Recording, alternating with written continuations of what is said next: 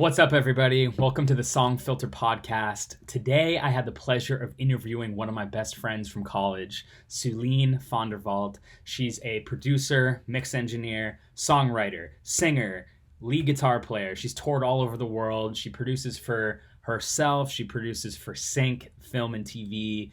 She's amazing. This is a really fun conversation. So without further ado, please enjoy this interview with Sulene Van Der Walt. Sulene Van Der Walt. Did I get your last name right? You're so close. Van Der Walt. Van Der Walt. Yeah. So in America, it's Van Der Walt. Van Der Walt. Right. I have an equally fucked up last name, so. Yeah. And I haven't had to say it since college, so. Exactly. So why don't we just start off with, why don't you just give a little bit of background about yourself, like where you're from, where you're living now, what your projects you're working on. Cool. So I'm from Cape Town, South Africa. I moved to the US in 2009. Wow, that's like 11 years ago at this point. Dude, that's insane. Is that when you started Berkeley, 2009? Yes. Yeah. So that's when I met this lovely gentleman. Me? In security at the BPC. Dude, one of the best moments of my entire Berkeley career. Did we go on longboard and get wasted that night, or was it a different night? Yeah, drinking 40. I mean, I don't know. It all blurred into like, it all happened that week, you know? I want to say in my mind. There was like a birthday cake involved, and I don't know what was going on. 40? Hookahs burning my floor in the apartment. Oh, yeah. And what was that song you were doing then that we were just dancing in your room to? Oh my God, I can't remember. There was some DJ that you showed me. No, it was a song that you made. It was you were submitting it to Def Jam. Oh, wow, so long ago, beginning of Sync Life. Anyway, yeah. Yes, that's where we met. So moved in 2009 and went to college, and then moved to New York once I graduated, and was in for a brutal surprise, just moving to Brooklyn, being like, I'm going to be a guitarist. So so much happened from 2013 until now. So now I still live in Brooklyn. I actually live... I feel like I've gone all around Brooklyn, and I'm back to like 2 blocks away from where I first lived. I first lived in the tea factory in a little loft with no windows. Nice. For like the cheapest rents I could find. Mm-hmm. And now I live close to there again in a beautiful apartment. So I'm very grateful. Yeah. And I mostly write for Sync and for my own project. So I literally I have a little setup here, and my job is to just have ideas and stay motivated. That's awesome.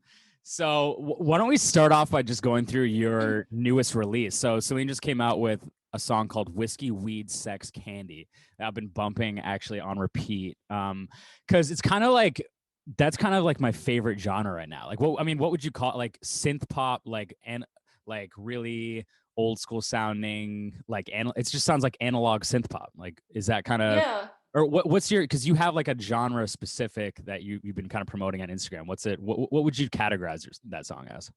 Yeah, when I first made the beat, my partner Ben called it like gothic disco party music. That's it. Yes. So we were like, okay, it's gonna be Welcome to the Gothic Disco Party, just as like a broad welcome everyone during quarantine to the fucking party. You know what's so funny? I feel like right now, disco is kind of making a comeback. Like, I know, and that was like, I wrote this way before any of that like Dua Lipa, Kylie Minogue disco stuff came back. So right, but that shit is like it's so vanilla. Like yours is like like the kind of like it's flipping that on its head, you know? That's what I wanted to do. Yeah, but it does lean into like new wave retro synth pop stuff as well, and then like always like a touch of industrial, just because I'm like obsessed with 9 Inch Nails. Oh my God, yeah, I heard the 9 Inch Nails influence right away. Just like the white noise. I feel like that's what separates 9 Inch Nails is distortion and white noise on fucking everything. I love it, dude. I recently started finding like sessions with just the stems of stuff from with Teeth from that album. And I was so surprised at actually how little is going on, and just like listening through each synth pot, it's just like, this is so perfect and so unique. So I was super inspired by that. You found the actual Yeah, stems in you session. can find the stems to some of those sessions. Yeah. Oh shit! I gotta write this down. Where there's It's very cool because I cover only in my live show. I did when I was doing live shows, and so I use some of the actual stems when I perform live. Dude. I was like, I wonder if this exists, and I found it online. So anyway, super inspired after I found that stuff like 2 years ago. Holy shit! So you can literally like solo the synth part and be like, "What is he doing? What is this part?" Yeah, like this thing that's like, oh, this sounds kind of like there's like a part that sounds like a police siren, and I put it through a lot of the transitions in my live show because I was just like, what is this? And Ben, my partner, was like, this sounds like a Moog. Like, I don't know. It's just interesting to hear what's going on, you know? Do you ever sample any of that? Any of those stems? No, just for live show. And then now I'm going to start playing live on Twitch, and that's a whole other clusterfuck because you can't use other people's sounds, you know what I mean? So right. I have to rework some of it. So you're building a live show for Twitch now? Yeah, I mean, I've written in my calendar that I need to do it, and every day I just push it over to the next day. Dude, the things we have in quarantine, though, how we've had to fucking flip our entire lives. It's so crazy. Dude, all of a sudden I'm like a pro at green screens, like something I never was interested in or thought I would be doing. But it was like when quarantine hit, I had 2 music video shoots and they obviously got canceled, and I had to rework everything, and my record was still coming out. So I was like, what can I do like within these 4 walls, you know? So yeah, the Twitch live show will also have green screen stuff. So it's like, I think a lot of artists have just had to become very technologically savvy in many ways. You have a green screen just in your apartment. Yeah, I just set it up. I have this big stand, and I do all my photos too. I have like different backdrops and stuff. So green screen, yeah. Everybody go follow Sulene on Instagram, Sulene of the Hill. You can, I mean, a lot of that stuff is green screen, right? Yeah, and I break it down. Like I like show what it is and then take away with the green screen, and just then it looks like extra stupid. It's fun because it's just like me in a leotard, like yeah. It's lit. Fucking awesome. So I want to go through some of the sounds and stuff on your song. So that opening synth. Actually, what do you think about just playing like the first like couple seconds of it? Yeah, for sure. All right, cool. Let's just play it really quick. Let me know. Can you hear this? Yeah. All right. Whew, it's so fucking sick.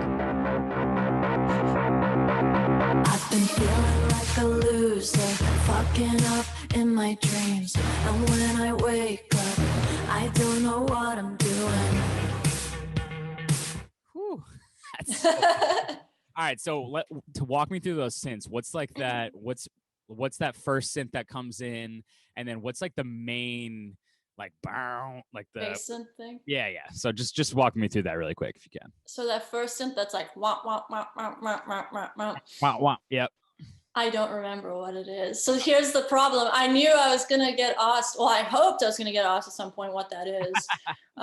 But honestly, dude, I'm like in a fucking trance when I'm working on music, and I do a ton of bouncing the audio for digital synths. I think that sounds like a loop from like the CS80, probably the Arteria CS80, because I was super into that digital synth when I was writing this stuff, and then I bounced it down and I reversed it. I remember for sure that I reversed some kind of loop. So how did you get it to be on beat when reversing it? Oh, well, you can just look at the peaks of the waveform once you reverse it. You know and then what I mean? you just quantize it? No, you can play like an arpeggiator loop in time and then just reverse it, and then it's just gonna, instead of being like bump bump bump, it's gonna be wah wah wah wah wah, and it sounds backwards, you know. Got you. So I can hear that I definitely I reversed whatever that was, and I'm sure if I went into my session, and I always leave my tracks as it progresses, so it'll be like the loop, then the loop reversed, and then whatever I did to it, so that I can try and track what happened. You know what I mean? Oh, okay. But I don't have session up in front of me, and I made this like a year and a half ago. But I do have a better answer for the bass synths, because I was fortunate enough to just get an endorsement with Sequential, who makes. I just saw that. Congrats. That's Thank fucking you. Awesome. That's a huge.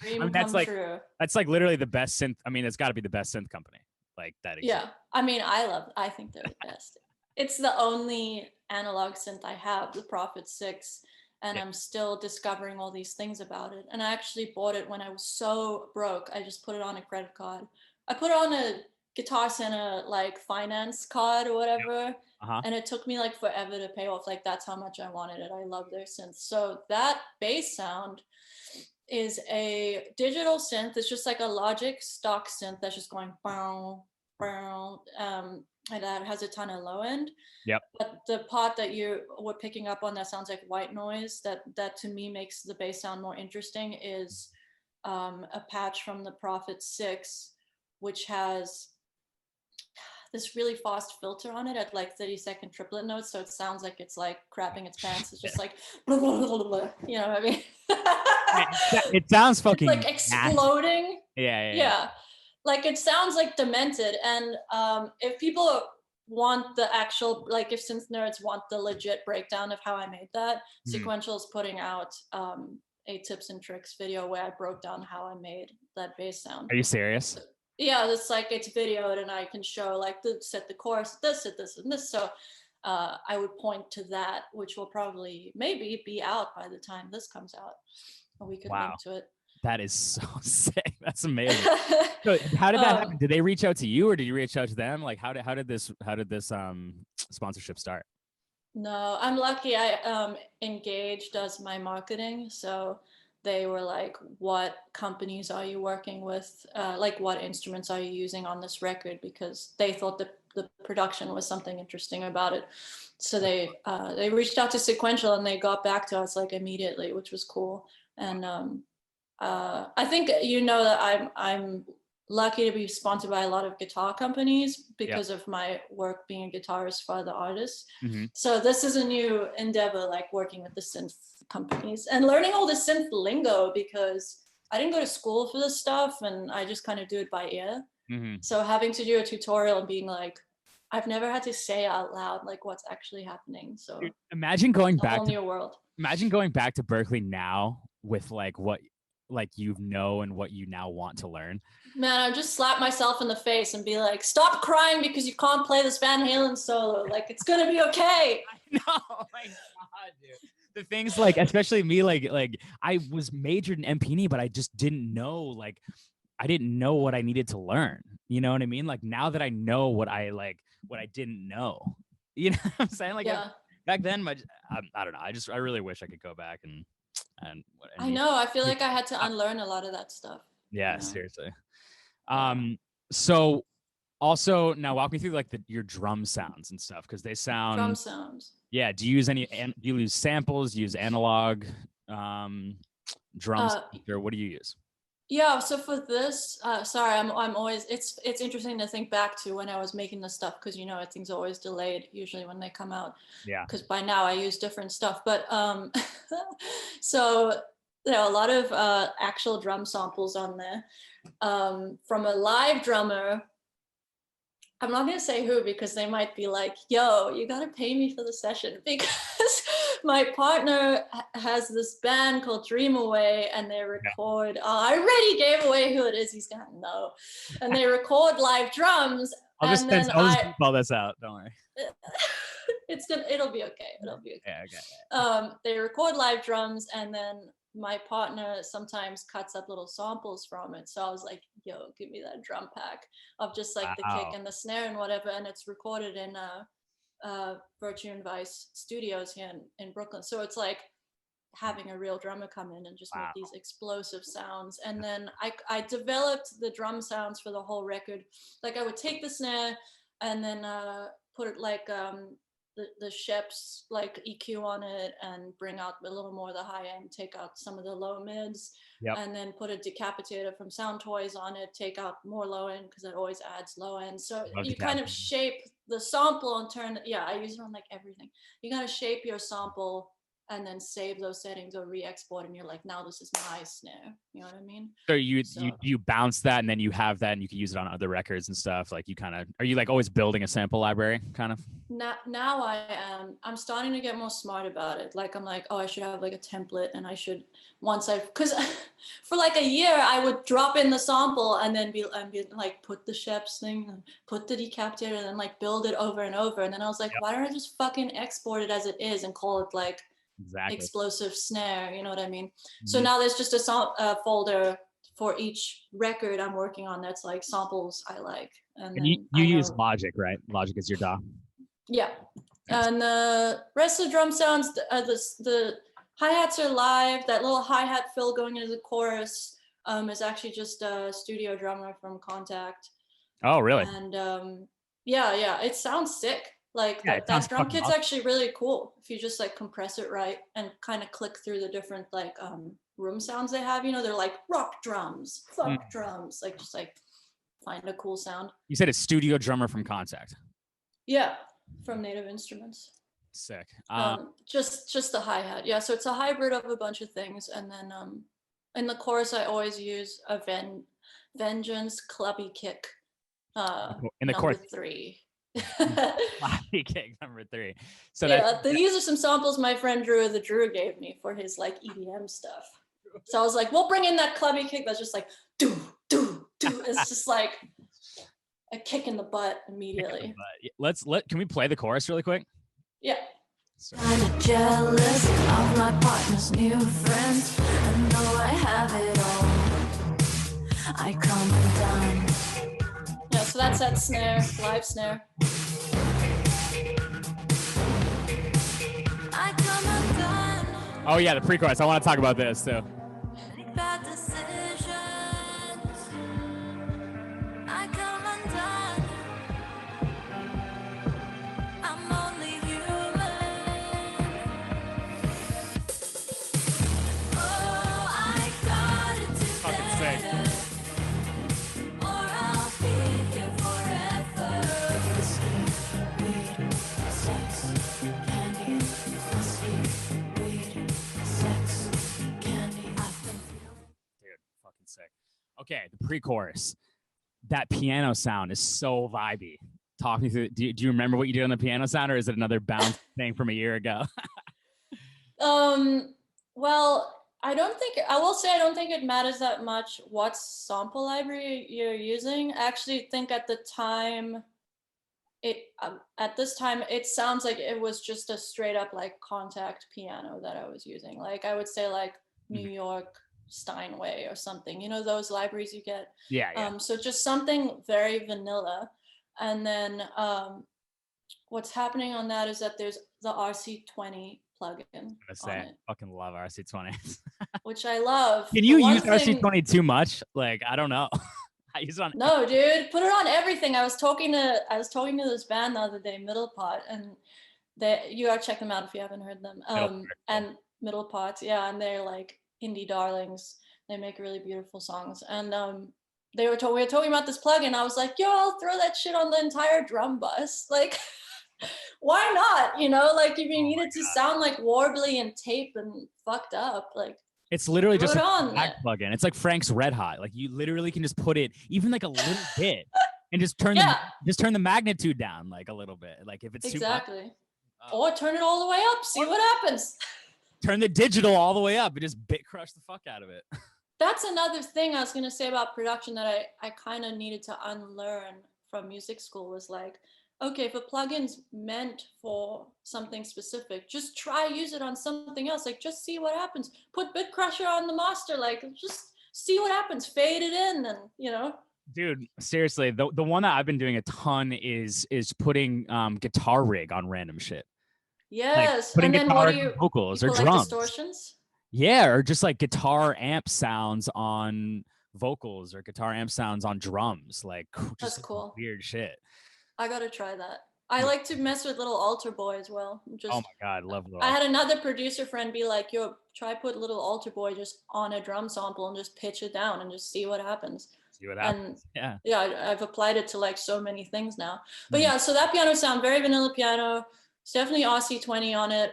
One little thing about RC20, I love the like, is it warble? What makes it? Yeah, I have it in front of me. Yeah, something on a W. Was it? Yeah, definitely Wobble. Yeah. So the problem with that setting is I like to have it like pretty much 12 o'clock halfway, but when the first piano chord hits, it does this thing to it that I don't like. Just on the first chord, it goes like it's like realizing it's turned on, and it's like freaks out. I love when So- RC20 realizes that it's turned on. That's the best part about it. Yeah, it's like, oh, I gotta do something. So I like fade it in so that it's just like wobbling nicely. Okay. You know what I mean? So it's not like, holy shit, what was that? And what makes it sound all like is you turn up the digital knob, which I love. Yep. And then I think there's just like a delay on it. Echo Boy I always use, and I always mess with the like warble diffusion or whatever's on there. I just like making shit out of tune, because then with every repetition of the echo, it makes it sound bigger. You know what I mean? It like gives it this like analog flavor. Definitely. And I love how the pre-chorus breaks down completely too, and it just kind of like puts you into a new mood, and then really sets up that chorus smack you in the face. Fucking love that. Sweet. And the stutter effect on the vocal, is that walk me through that. Ooh, I remember what that is. Yeah, that's Filter Freak 2, a setting from How to get into Filter Freak? That's the one. I have the Sound Toys bundle, and that's the one that I never use. That was my last one to get into. I was the same way, and then I listened to this Trent Reznor interview with Sound Toys, and he was like, Filter Freak's where it's at. All right, everybody, go use Filter Freak. Don't be afraid of it. And don't be afraid of like, once you put it on, a lot of it is like, this sounds dumb. You know what I mean? But then you gotta like, just like on that stutter effect, I just I'm fading in the mix of it. You know what I mean? So it's like, I'm only human, like stutters. Yeah. But if that was like on your entire vocal, that would sound stupid. You know what I mean? So of course. yeah, you just gotta kind of like use it sparingly sometimes. Yeah, I love that. And I love how it sounds really intentional. It doesn't sound like let's do something weird with the vocal here. Like it sounds like you had that, maybe almost that sound in your head, and then you achieved it using that, which I think is dope. Well, I'm glad it sounds that way, because it definitely was just an accent. Oh, really? I stumbled upon. Yeah, and then was like, this sounds cool. Yeah, man, that's also something that I feel like I'm having to unlearn, is how dope like just a happy accident can be. Like you drop a drum sample in on the wrong beat, and then you're like, wait, I'm just gonna keep it right there. Like that sounds fucking sick.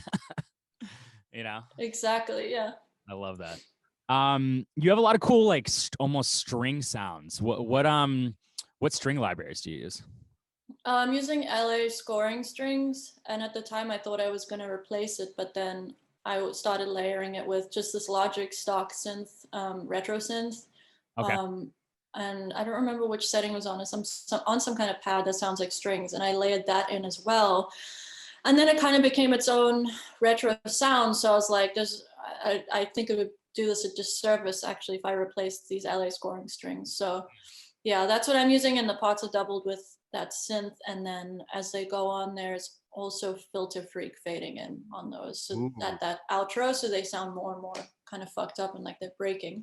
Yeah, I was noticing that. That was really sick. Yeah, the outro / bridge, I think so my favorite part of the whole song, honestly, is how in the bridge / outro, the final lyric never happens until the very end.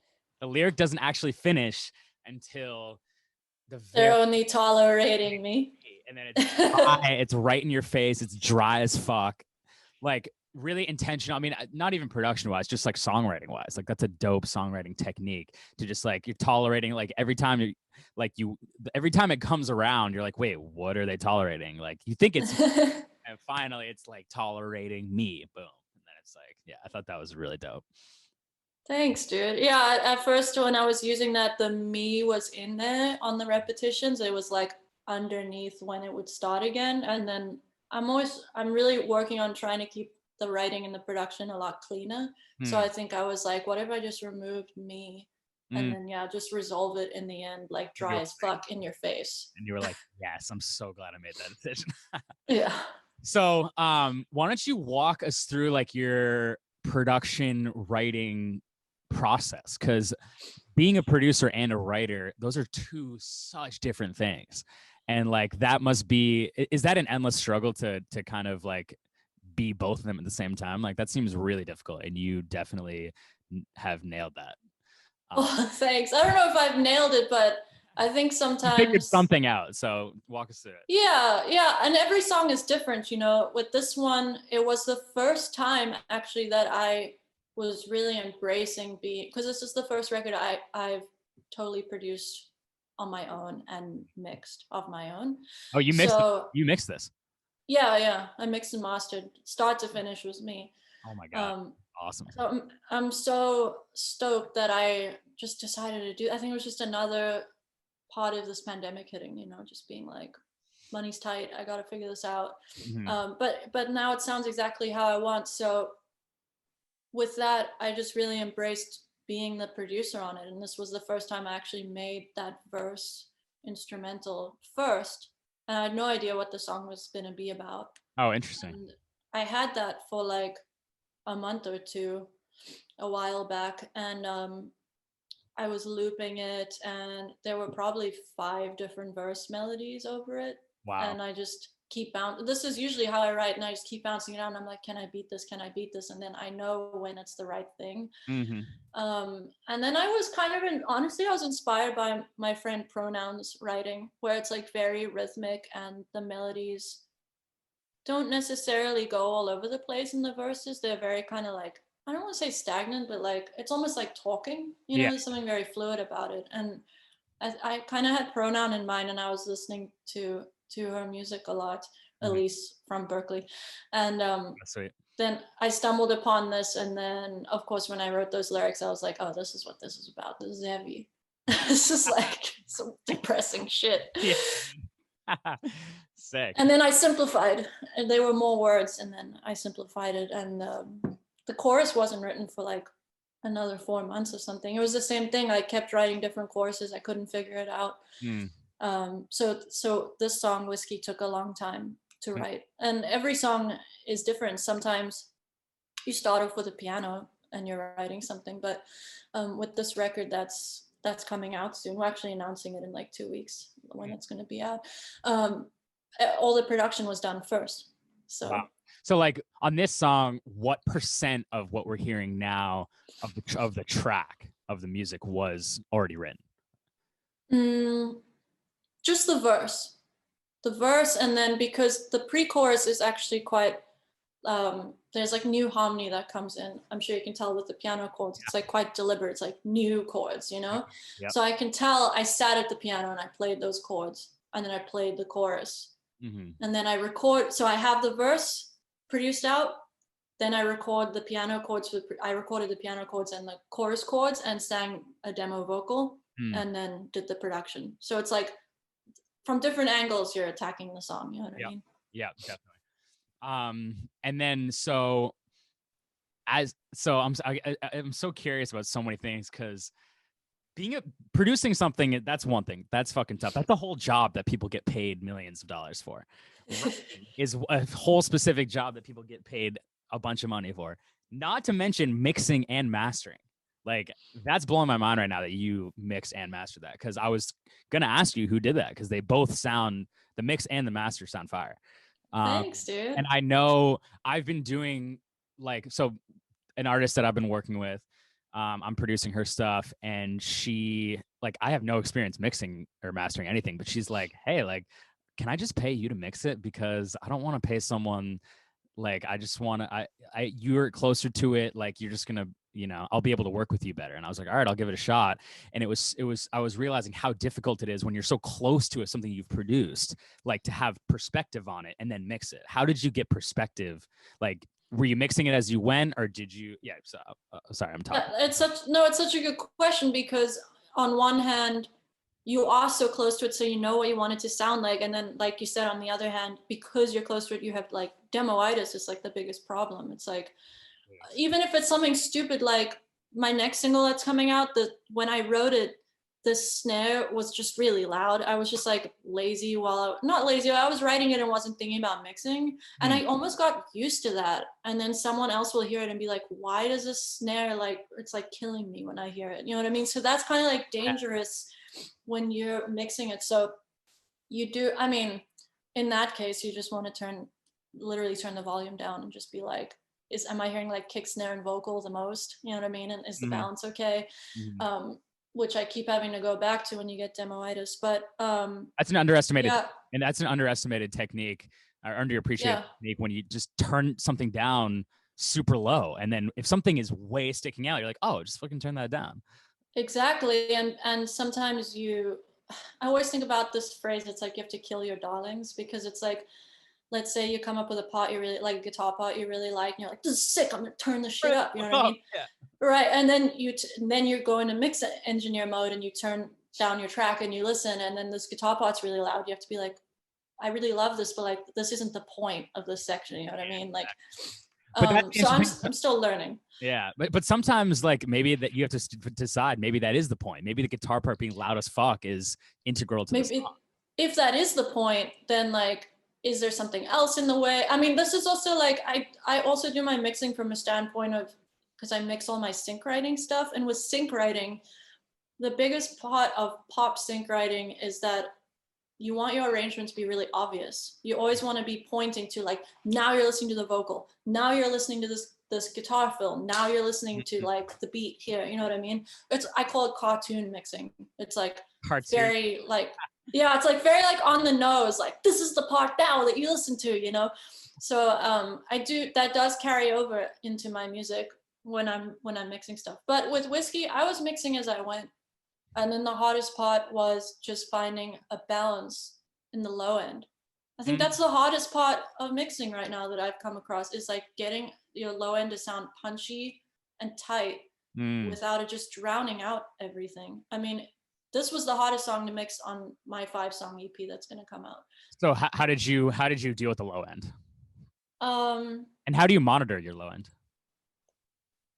Well, I don't have subs or anything like that. So when I would listen to my mix in lots of different situations, and honestly, I listen to my mixes with different headphones a lot as well, because that's pretty much how people are going to consume music at this point. Listen through your phone, your laptop. I listen to my partner's car. It's always good to check it there. I find the car the one, if my low end is fucked up, the car is really the one that's like, oh shit, like I did not. That's what I was going to say. Yeah. So I would do like a first mix of the whole record, and then, you know, like my partner and I took a road trip and we listened to the whole thing, and then I would write down like what I needed to change. So it's like, we're kind of like working in the car, figuring it out. And as you know, Ben is also a producer, so it's good to have a second set of ears on it. Yeah. But with the low end, I mean, very meticulously, I had to go through solo each part, because there are different bass parts throughout the song. It's not just like, oh, there's one synth bass playing the whole time. Right. As you can hear in the chorus, there's another bass that comes in that's dancey, that's like boom, boom, boom, boom, boom, boom, boom. So there's all this stuff going on, and then I try and monitor it through. I use FabFilter. What's it called? It's like MB or something. The multi-band. Yeah, MB, Pro MB. EQ. Yeah. It's funny, I've never had to like talk about this stuff out loud. I'm having like my like sequential synth moment again, where I'm like, what's it called? You can see amazing. It. Yeah, that's I just got FabFilter like in the last year, in 2020, started working with it, and it's so visual, like you can just see when something's out of control, you know. Dude, yeah. So what FabFilter plugins do you have? A bundle, or which one specifically do you have? No, I've been using the Pro Q. I use that a lot. Dude, that's really great for just figuring out like if there's an EQ fucking something up, like you can, there's no excuse anymore. Like if you're gonna, like with this girl who wants you to mix her stuff, like I'm saying, like we have like endless resources of YouTube tutorials and things like the Pro Q that just visually shows you when something's wrong. We have presets and. Dude, just hovering your mouse over the waveform, and then it like does that mountain thing where it grows and it shows you like, oh, yeah. at 2K, there's a buildup. You better take that out. Yeah, I don't want that mountain there, so we're gonna take that one down. And then you bring it down, you solo it, and you can hear that just like ringing. You're like, oh my. Yeah, you press a little headphone thing, and it's like. You're like, how is that in my music? Like, what the hell? Yeah, exactly. So. I mean, it was such a huge learning curve mixing this EP, but I'm so glad that I did it, because now I'm writing new stuff, and it's not even a question now. It's like I'm going to mix it, you know. Oh yeah, dude. Because I mean, especially if you have the tools to do it and you have the right mindset, and there really is no reason not to. Because instead of going back and forth, unless you're paying a mixing engineer like $4,000, who's like unless you're paying like Serban Ghanea or whoever. Yeah, if you're lucky enough to have like a a label deal or something where someone's going to pay for like a mix engineer you've always wanted to work with and you love their perspective on mixes, like there are ways to do it yourself if you're a producer and you understand the basics and you have an ear for it, you know. So with FabFilter, that the multiband, the Pro Q, I feel like there was something else, but maybe I haven't been using it and I can't remember it right in this moment. And then mastering, I use Isotope. Okay. Which Isotope? Which specific plugin? I think it's like Elements 9. It's not even the like full thing. With the Ozone Elements. Yeah. Yeah, I use that too. Yeah, it's awesome. Just the mastering assistant. You just click the button and it just like finds all. I actually haven't used that one that much because for a long time I had Ozone 7 and I don't think there was a mastering assistant, but I had these dope presets, which I actually started using when I was doing sync because again, you're really pressed for time. So you're just like, pop master, okay, yeah, this sounds good. You know, you don't have time to like be like messing around with stuff. So it's, I go off the presets and I kind of modify them, you know, I'm just using my ear. Yeah, of course. Yeah. What if you could only use 5 plugins for the rest of your life, what are your top 5? And you factor in mixing, mastering, everything. Okay, so it's got to be Ozone. Actually, no. Leave mastering aside. Okay. Because that's just going to take up a valuable one because obviously you have to use that one. Pro Q. Yep, same. Compressor. Okay, I use the Logic stock compressor for pretty much everything except vocals. So that's a tough one. Wow. Okay. Because I use this, what's it called? CLA 76. Oh yeah, I use that. From Waves for vocals. But I'm gonna have to go with Logic, compressor, decapitator. Okay. I need a reverb, so I'm gonna go with Valhalla Room. And then Echo Boy. And I'm bummed because I really need Little Altar Boy and RC20, but not as much as I need these other things. Well, if I had RC20, I could use that reverb. Yeah. Okay, I'll switch. No, but I really like that. Valhalla is so fire. Okay, I'll allow you 6. Let's bring RC20 in there and Valhalla. We'll give you 6. Okay. I'm bummed I don't have Little Altar Boy, but I can get around that with like manually pitch shifting stuff and like literally pitch shifting the audio. Exactly. I've actually been finding lately, I like Little Altar Boy, but I've been finding that I can't tell the difference when I just pitch stuff up in Ableton. Like it has the same format. Ableton has the same format controls. You can actually, it's like, you can pretty. You're an Ableton boy now. I'm an Ableton boy, yeah. But yeah, so I honestly have found that I just never use I literally just use the Ableton pitch shift and it's like the exact same thing. Except for the drive. You can't get the drive. That's what I was gonna say. It's just like a fun writing thing sometimes. I put it on like a lot of my vocals. Sometimes you can't even tell. I just turn the formant down by like 0.5 or something. Oh, really? So my voice just sounds a little deeper. Yeah, and then turn the drive up. So it's just become like a writing tool. It's funny when you hear I've been listening to a lot of stuff and sometimes like have you ever listened to Black Bear? No.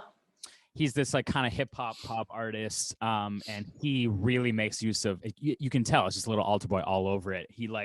It's a ton of automating form and like in a kind of a subtle way, but almost not a subtle way. But it's like just you can tell it's Little Altar Boy over the entire thing, which is yeah. That's also I just remembered what's happening on the pre-chorus on Whiskey where it goes I'm only human. The formant goes up. That's why it sounds kind of like cartoony. Okay, awesome. So you automated in. Yeah, do you automate a lot of stuff? And how do you automate? Do you use Latch mode? I love automating. I'm like the automating queen. Oh, are you? Self-dubbed automating queen. I want to just press A on my Logic file and when it opens, I don't know if you've used Logic in a while, but it just opens up all your automation. Ableton and just takes screenshots of the fucking madness in there. It's just like white, or Logic's yellow lines, right? It's all different colors. So like the volume will be yellow and then like the mix level of Little Altar Boy will be one color, whatever. And then on the master, I automate stuff too. Interesting. Yeah, which is like taboo, I feel like. No, I picked that up from, I learn a lot from Mix with the Masters. Have you watched any of those videos? I haven't. It's pretty dope, like kind of educational site. But they, one of the mastering engineers, he like will automate his choruses a little louder, automate the verse a little quieter. And do you do that kind of stuff? I do sometimes, because Ooh, Ben was telling taboo. me that yeah, at his studio they do that sometimes. Yeah. I either do that or I drop in that Vengeance clubby bass number 3, clubby kick drum number 3. You know what I mean? There's like something that makes it feel louder usually when I get to the chorus, whether it's actual volume or it's like a louder, punchier kick or something like that, you know? I want to get back to the low end quick. So what other, it was, so did you took, was it more just like figuring out what synth you wanted to be occupying that space and clearing everything else out for different sections, or, and then what do you process your low end with? I'm trying to think back to what I did then. I always EQ it very specifically to take up whatever EQ range I wanted to. I can't just like leave it. You know what Additive or subtractive EQ? Subtractive, Okay. for sure. And really carve out that space, because also in whiskey, what's hard about mixing that is that there's a lot of stuff in the mid to low end range. There'd be like a little guitar part that comes in, so it'd be like literally when the guitar's going like ding ding ding ding ding ding ding, it'd be like carving out that space. This is what I'm talking about with automation. Like sometimes even with the bass, take out that space when that guitar part fills that area, then bring it back. I mean, it's just using your ear. Like I wasn't taught how to do this stuff, you know, and just making sure that it's not muddy ever. So carving out the EQ, compressing it lightly. I don't like to compress bass too much, because then sometimes with dance music like this, when the note comes in, there's almost like a little click or a pop when you've compressed it too much, which is, I don't want that. Yeah, the transient gets. Yeah, so you know the actual technical thing of what's happening, and I'm just like going off of hearing it. I'm like, that's not. I don't want that. If I'm in the club, like I don't want to hear that. You know what I mean? Yeah. So just really controlling the frequencies and compressing it lightly and clearing out that space, like making sure like when the piano comes in, you know, was my left hand playing the bass part? Does it need to be there? Just like really paying attention to that arrangement. So that was like a day of clearing out bass bullshit in my arrangement, even, you know. Wow. I was just new to it. Yeah. Do you distort or saturate anything in your low end? Yeah, I put decapitator on the bass, which can create problems with the low end, because decapitator always adds low end unless you like carefully take it out. So that's another thing. It's just like going through the plugins and making sure you didn't, you know, do something silly with that. But yeah, there's usually decapitator on it, just to if anything, to give it like an analog sound. You know what I mean? Yeah. I rarely will leave like a digital bass, like a stock plugin from Logic or a stock instrument from Logic, and not do anything to it. I find that distorting, like putting some kind of saturation, whether I've been using Radiator actually a lot from Soundtoys. Oh yeah, that one's good too. I use Decapitator on drums and then Radiator on bass. And I find that is what always makes my bass sound good over just the phone or just laptop speakers. Like if I don't, I'm gonna try that. If I don't have Radiator on the bass, I can't hear it on my phone. I put Radiator on and it's banging through my phone. So. Yeah.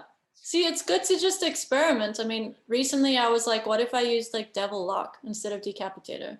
Dude, and it sounds crazy, a lot of it, but sometimes like you put it on, it's like this sounds crazy in like a good way. And now it's like, okay, so how do I mix something with Devil Lock on it? It's like a whole new journey, you know? Yeah, I find that I always put Devil Lock on as a parallel on like a bus, and I just like I'll send all That's my smart. To it. It's just if I just put it on my drums, it's like, oh my god. But if I just have it on a bus, I can just kind of tease it in a little bit. Yeah, that's a good move. So I want to talk about. We don't have that much time, but I want to just talk about sync stuff for a second. So how'd you get into sync, to producing for sync? I mostly got into it with this company called Marmoset. I just sent them a cold email back in like 2015, I think. Wow. And they've totally been like my cheerleaders and champions. That's I awesome. love that company so much. Yeah. So it's what I always tell people when they want to get into the sync world is like, you always need to show like a portfolio, just show what you're about with your music. So I was just fortunate that I had made the Strange EP, my first EP with the Rand guys, and we co-wrote and produced and stuff. They mostly produced.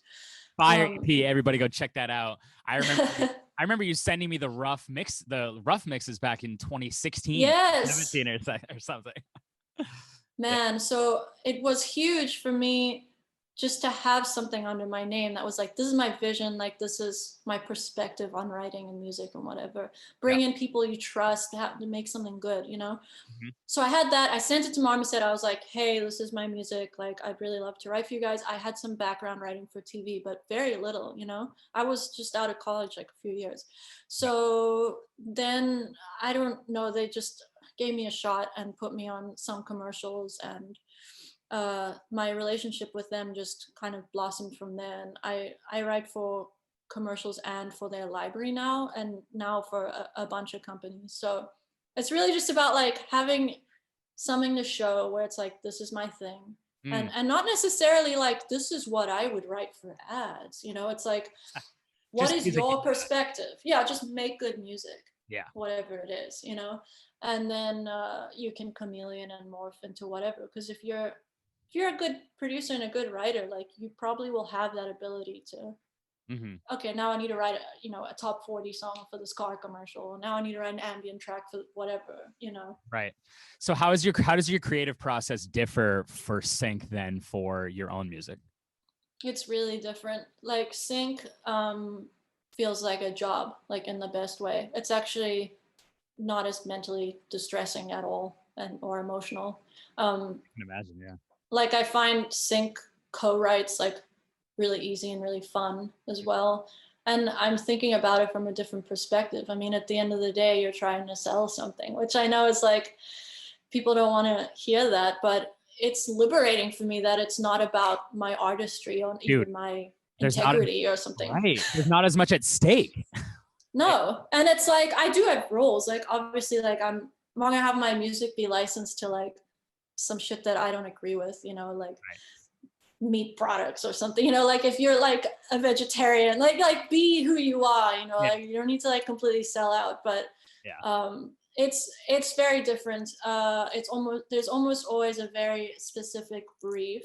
It differs every time. So I guess I'll talk about with Marmoset. I have sync projects with them under a completely different name, and we write entire records. And there'll be a producer on it that I work with, and it's a producer in the old school sense, where it's not like someone making the beats or whatever. It's like they're listening and guiding you. Yeah, and that's super useful. I kind of wish I had that for my own music too, maybe one day. And so they give you references, and you kind of talk about lyrically what you want, where you want to go with the project. And it's just different. It's like it helps me become a better producer and a better writer without it being this very emotional, like, what do I want to say with this kind of thing, you know? That's so awesome. So what is your daily routine look? So as that being like kind of a job, like what does your daily routine look like? What's like the first 60 minutes of your day look like? The first hour is just like getting up, showering. What time do you get up? I usually get up at 7 a.m. Nice. I love getting up with the sunrise. So like when the seasons change, that'll change. Right. Of course, that's been a lot easier now that there aren't gigs and stuff. God, dude, so much better. I mean, I miss gig life a lot, but there's not really an excuse now if I don't get up early. It's just like, you know, shit happens. Sometimes you don't sleep well, whatever. But 7 a.m. I get up, I shower, make coffee, make food, watch the news, just like get in tune with what's going on. And then I usually either do yoga or I work out on Peloton. I'm like part of that cult. Peloton, yeah, I love it so much. So I just like try and wake up, but I'm like totally a morning person, you know, and then around 9, usually 8:39, I try to dive into writing. And honestly, during the pandemic, the hard part has been like, because I'm a morning person and I have good ideas for like 4 hours, to be honest, you know, and then I'll move on to like some admin shit or mixing or something that's not so emotional. But sometimes at like 2 or 3 o'clock, I'm just like burnt. I'm done, you know? And then I'm not sure what to do with myself, which is the hard part of the pandemic. So, I mean, Yeah. it's a good problem to have, I guess. But I've also watched like every fucking show on streaming services at this point because I know. ordered new puzzles. Like, I don't know, you know, I'm a morning person. So I am not the kind of person that's like, oh, I do my best work starting at like 10 p.m. Like, no, I'm asleep by then, you know? Yeah, seriously. So that's so funny. I feel like you just described my exact schedule too. Like I do the same thing. Yes, look at us. We've grown up. I know. I'm up at 7 every morning. I take a walk. By 9 o'clock, I'm sitting down with my coffee and working on music. And then by 2 o'clock, my caffeine is wearing down. I'm getting hungry. Yep. My brain is buzzing. I'm like, oh my God, I'm burnt now. Like, what do I do? And then I go to the gym and I come back and I'm asleep by 11 o'clock. Yeah.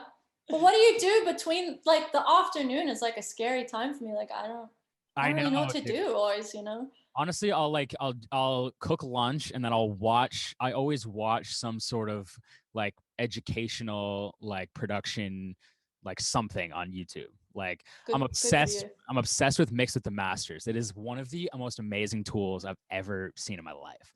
I'll give you my login to it if you want to check it out. It's literally just like the best producers and mixers in the world opening up their sessions and being like, this is what I put on every vocal track. This is what I put on every bass track. This is what I like I mean, you know, like Greg Wells and like he breaks down one of the tracks from Greatest Showman, like everything he uses on Greatest Showman.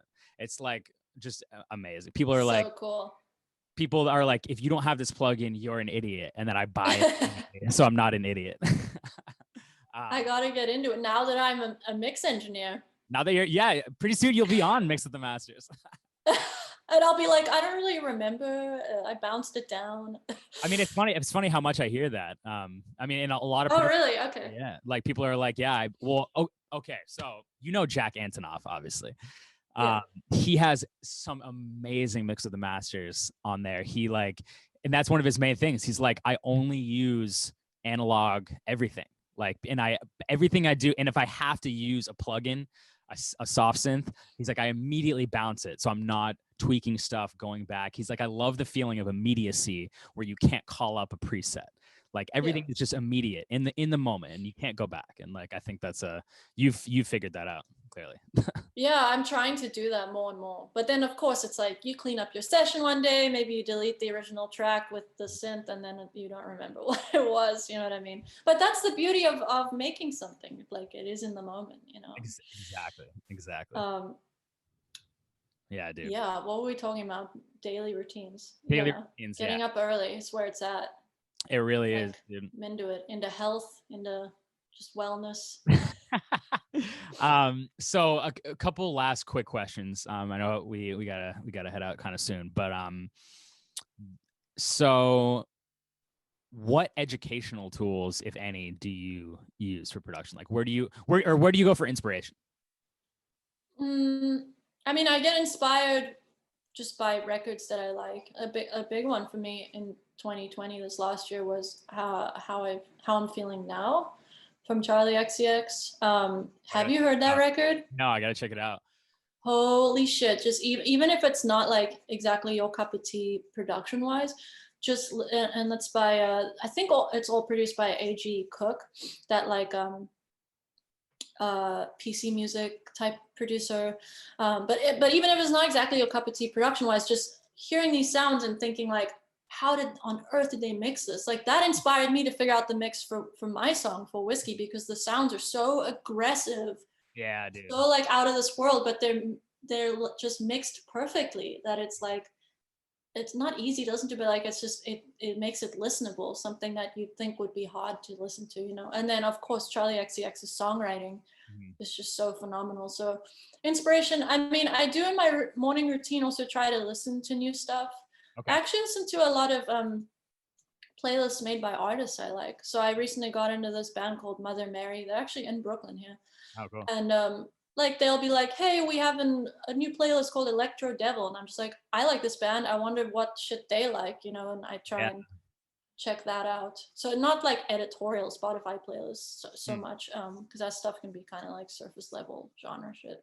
Yeah, exactly. But get a little deeper into it. And yeah, lately I've been really inspired by like industrial like from like Berlin, like deep Ooh, industrial underground shit, and like electro, that's and just seeing like how can this bleed into my production. Not that I'm gonna straight up make industrial sounding shit from Berlin because I'm some South African in Brooklyn, but just like how can this inspire me, right, exactly. Where And do you go for inspiration? I'm curious. oh shit. Honestly, right now I've been watching a lot of Twitch live streams of producers that I love, just like making shit. That's And cool. because sometimes for me, I get overwhelmed when I think about how incredibly dope producers are. And I'm like, how the hell did they make this? Like, I'll never be this good. Like, then I say, like, self-doubt just is just the death of creativity. Yeah. And then when I watch like this guy Kenny Beats, he actually went to Berkeley. He's like a super famous hip hop producer right now, and he's developed a huge following with his. I don't know. Have you heard of him? No. He has this YouTube series called The Cave where he brings in famous artists, and then he just basically, it's like a short 15-minute, he makes a beat in like 15 minutes and shows it from start to finish. And then the artist goes in and just freestyles, and then they like literally just make a track. And it's just like a kind of a fun thing. But then that got him into doing actual Twitch streams where he'll just sit down in his studio, turn on live stream, and just start something from scratch. And it shows how like it takes him so long, and like, but he like really sticks with it. And like that, seeing other people's creative process has definitely been inspiring me like that. I just see how long something takes. Like he'll just sit there with a synth part for like 20 minutes, and then he'll be like, okay, I'm going to pitch it up like 7 semitones. And then he's like, okay, now I'm going to slow it down by half. And then he's like, I'm going to reverse it. And then he's like, oh, okay, this is sick. And then he puts a bass, and then he like flips all that and chops it up. And it's like, I don't know. I find that to be really inspiring. I find it inspiring when it takes people a long time, because then when you're sitting by yourself, you're like, do I suck? Like, why is this taking so long? And actually a huge learning experience for me recently was Ben got to work with Rob Cavallo, who did like all the Green Day shit, and was this big producer. Yeah. So he came in, and him and Ben like co-produced this new band that's going to come out. But the point is that every night my partner would come home and would tell me about the day and how it went, and how, they spent the whole day on the chorus of one song and changing the tempo, changing, like what range they were singing in, changing the guitar part, changing the bass part. And we were both like, holy shit, this is like, we're learning a lot about how you almost like exhaust your options, and this guy's like a super producer, like, so just seeing like, oh, he doesn't have this magic touch where like he comes in and he's like, this is what you must change. It's like he's also just like a guy just trying to figure it out and trying lots of things. So since then, me and Ben spend a lot longer even on our productions, because you realize like, oh, it just takes like sticking with it and just showing up every day, putting in that work. Dude, exactly. That's the thing about this digital age that we're in, the age of Instagram that we're living in. You see people that are 23 and they have, a Maserati and a house, and you're like, oh my God, like I'm never going to do that. I'm never going to get there. But it's like, yeah. See, my brain goes like, oh, they are just naturally good at something and you suck, obviously, because you're taking too long. And like, that's so not how it is. I know. So yeah, put out a PSA being like, guys, it takes long, and that's okay. Like, and then so seeing people live stream and seeing how long shit takes and that there's a process is really inspiring. So like, to segue really quick, how do you keep yourself like how do you keep yourself in a good mental space? Because such a good question. Being a freaking artist is so. I'm not even an artist, and I feel so like I feel so much anxiety about creativity and putting stuff out, and so talk a little bit about that if you can. Yeah, that's such a good question, because and I'm talking just in terms of artistic pursuits, not sync writing or anything like that, but like showing up is the hardest part. I get like nervous in the morning sometimes before I'm going to start writing, because there's this pressure, and like I'll be real, like I feel this stupid amount of pressure to put out something good. Yeah, because you are good and people like Thanks. hold you to that standard, probably. I mean, yeah. I think that also just the more that people get involved, like I'm super fortunate to have like a team, like I have a manager, I have a label, I have a marketing team that like got me the sequential thing like you were asking about. And it's hard, like we live in this time where numbers are such a thing. And I think the first big thing is to like try to not look at that stuff too much and not get sad about it or happy about it. Like plays, views or something. Literally, let's say like Spotify plays, right? Like my second song I ever put out did really well online, and it just organically got passed around a lot. And I was so happy. I was so stoked. I remember that feeling. What song was that? Changed the way, Haunting. Oh, yeah. It changed the way I felt about my art. It was like, oh, this song is awesome, Yeah. And then now I put out a song that I like love so much more and that I'm so about and I'm so proud of. I mixed it, I produced it, and it's like it feels like no one is hearing it. And it's like, okay, this is a defining moment where like this doesn't change my song. You know what I mean? I still feel this way about it. So that's the first like mental thing. It's just like my relationship with my music is this personal thing, no matter what other people think or what playlist it ends up on. And that's easier said than done, I will say. I was gonna say, how do you put that into action? I mean, I try to stay off the internet, which is hard. I mean, I have to do like posting about stuff and whatever, like every artist. I do it in the morning and I try to stay off of it, and I just try to, I don't know, when you make a demo or a mix or something and then you're like about to go to sleep and you're like alone in the room and you're listening to it on your headphones and you're like, this is sick, like I'm proud of this. You know that feeling? Yes. Like I try to like hold on to that feeling. It's like the purest, just like enjoying being a human and your creativity, and I try to stay in that place. Yeah. So I try to avoid the internet. It can be hard with like press stuff too, when your stuff starts to get when there's marketing involved, and then they'll show you like, oh, these publications wrote about it, this is what they said, these publications passed, this is what they said, and then to like read that stuff and you decide what you're going to take with you and what you're not. And it can be hard to read like bad like criticism about your shit. So it just brings me back, I'm just repeating myself, it just like brings me back to what is my relationship with the music, am I proud of it? At the end of many albums from now, I want to be able to look back and be like, it was cool that I did what I set out to do, Yeah. All right, so one last question. Actually it's a two-part question. So first of all, sure. What advice do you have for your 22-year-old self? So like right out of college. So you're just out of college. Place us where you were at 22 and what advice you would have to your 22-year-old self.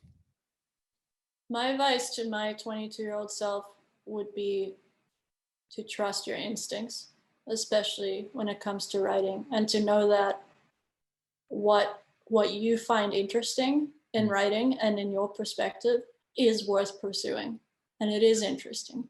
And I know that sounds really vague, but I have struggled with self-confidence stuff forever. Like you've known me for a long time. I'm so used to being number two, being someone's lead guitarist, being behind someone else's music. Even when I had a band in college, I wasn't the front man, yet it was my band. So I was very used to like, I had a lot of good ideas, but I was always kind of answering to someone else. Right. And then even at 22, I became an assistant composer to another pretty well-known composer. And then my ideas started to kind of take shape. But again, I was like answering to someone else. And that's like in itself is just a lack of self-confidence, So now I'm 30 and I feel it. I'm like, oh, my perspective is interesting. I do have something to say. And it also makes it easier when someone criticizes you to just kind of let it be like water and just run off your back, Right. So I would just be like, just be yourself, just fucking do it, All right. So the next part of this question is, now you're 42, places where you are. Where are you at 42? Where are you living? Who are you working with? and what advice would you give to your 30-year-old self?